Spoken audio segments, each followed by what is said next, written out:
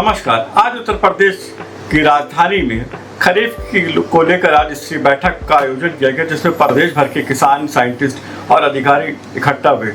लेकिन इस मौके पर जहां मन से किसानों के बारे में ये कहा गया कि किसान अपनी बातों से पलट जाते हैं या यूँ कहा जाए कि धोखेबाज हैं, इसको लेकर आए हुए वहाँ पर किसानों के अंदर रोष जाग गया और उन्होंने सरकार के खिलाफ नारेबाजी करते हुए अपनी बात को कहा कि सरकार में बल्कि जो लोग हैं वो धोखेबाज हैं, किसान नहीं धोखेबाज है। वो तो अपनी उपज की सही कीमत भी नहीं ले पाता है और वो देश को लोगों को आज खाना खिलाने में सक्षम है। और वही वजह है कि देश के लोग, अधिकतर लोग खाना खा के सो रहे हैं, वरना लोग भूखे सोते।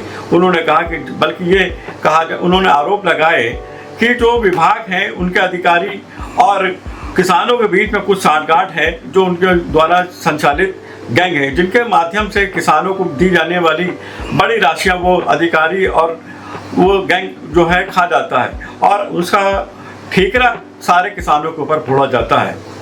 योजनाएं पहुंचती नहीं और जो इनके चहेते और दलाल टाइप के किसान हैं उनको योजनाएं देते हैं। अगर इसकी जांच करा ली जाए तो एक किसान 20-20 बार लाभ पा चुका है, या इनके द्वारा जो इनको कमीशन देते हैं वो उन्हीं के लाभ देते हैं और उसके बाद ये किसानों को धोखेबाज कर रहे हैं। अगर किसान खेती करना छोड़ देगा तो इन IASओ के लड़के भूखों मर जाएंगे।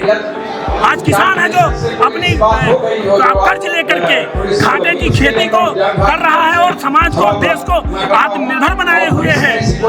मैं ऐसे अधिकारियों का विरोध करता हूं, माननीय योगी जी से दरखास्त करता हूं कि ऐसे अधिकारियों को तुरंत सस्पेंड करना चाहिए। आलू की जो सरकार की योजना में मैंने आलू के लिए अपने FPO के लिए जो FA का रजिस्टर सरकार आलू का पैसा जमा किया था 2,04,050 रुपये 17/10/25 को, जो किसी भी कारणवश आगरा में आलू नहीं मिल पाया, उसमें 5 अधिकारी सस्पेंड हुए लखनऊ तक और मेरा पैसा आज तक ये वापस नहीं करा रहे हैं। 1 लाख रुपये समझौता करा के 1 लाख रुपये वापस कर दिया था।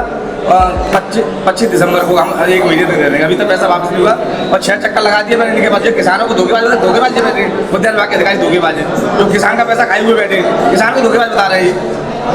जो डायरेक्टर साहब किसानों को बड़ी मंच से धोखेबाज बता रहे हैं, धोखेबाज ये जो किसानों का पैसा धरे बैठे सबूत है मेरे पास, सब कुछ है और इनकी सारी रिपोर्ट इनके खिलाफ है। इनके कर्मचारी उस कर्मचारी को बचा रहे हैं और इनके पास 3-4 चक्कर लगा गया है। रिपोर्ट दिखाई आपको तो जो उत्तर प्रदेश के राज्य खरीफ बैठक हुई, इसमें किन मुद्दों को खास तौर से निकला है? देखिए, जब खरीफ का सीजन आता है 2 बैठक गोष्ठियाँ हम करते हैं, खरीफ में और रबी में। तो खरीफ स्तरीय जो गोष्ठी है वो आज इसका आयोजन था। उसके साथ साथ राज्य स्तरीय गोष्ठी के साथ साथ जो लखनऊ मंडल है उसको भी सम्मिलित किया गया है।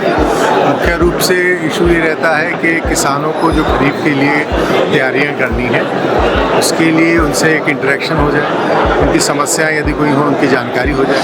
जो किसान विशेष रूप से अच्छे कार्य कर रहे हैं उनके बारे में अन्य किसानों को जानकारी हो जाए। जो टेक्निकल सेशंस हैं उनके माध्यम से हम नई जानकारियाँ उन तक ले गए, क्योंकि खेती के अंदर जब तक नई जानकारी नहीं होगी, नए तरीके से परिवर्तन करके खेती नहीं करेंगे, तब तक बहुत ज़्यादा परिवर्तन आने की उम्मीद नहीं होती है। तो प्रयास ये है कि खेती को नए ढंग से किया जाए।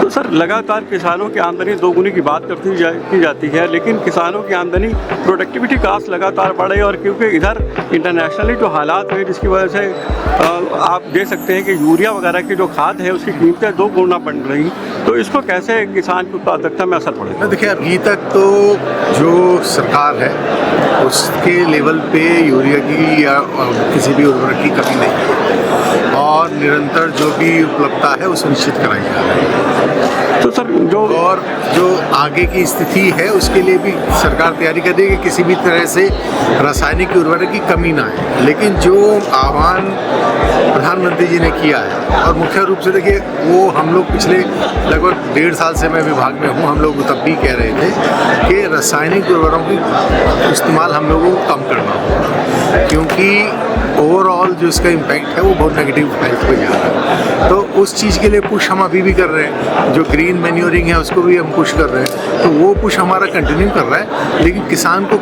रासायनिक उर्वरक की कमी नहीं होनी है। सर, जो कालाबाजारी होती है पिछले साल भी रही, इस बार भी होने की उम्मीद है और इसको किस तरह से रोकेंगे और इसका क्या रोड मैप होगा? देखिए, मुख्य रूप से ये है कि उर्वरक जो रासायनिक आता है बहुत नियंत्रित रूप में आता है, ऐसा नहीं है कि कोई भी ले ले। आप उसके अंदर जो हमारे डीलर हैं यदि वो ही कहीं इसको डाई वाई करेंगे तभी कोई दिक्कत आएगी। तो धीरे धीरे जो हम लोगों ने इसका पोर्टल बनाया है उस पे एक एक बोरी जो बिक्री होती है वो किसको खरीदेगी वो भी हमें पता है। तो जिन जिन जगहों पे शिकायत आ रही है या जिन जगहों पे हमको बिक्री ज़्यादा दिख रही है उसका हम चेकिंग करते हैं। फिर जाके किसानों से भी पता करते हैं कि उनके पास जितनी ज़मीन थी उसके हिसाब से उनको खाद मिली है कि नहीं मिली। कहीं ऐसा तो नहीं है किसी एक आदमी के पास ज़मीन नहीं है और उसको खाद ज़्यादा बेचकर उसको डाइवर्ट कर देंगे। तो ये चीज़ हम लोग बीच बीच में चेक करते रहते हैं और इसकी वजह से जो ओवरऑल कंजम्पशन हमारी रबी में रही वो लास्ट ईयर से कम रही और आशा है कि शायद इस साल भी उसी तरह का कुछ इंडिकेशन हम लोगों को मिले।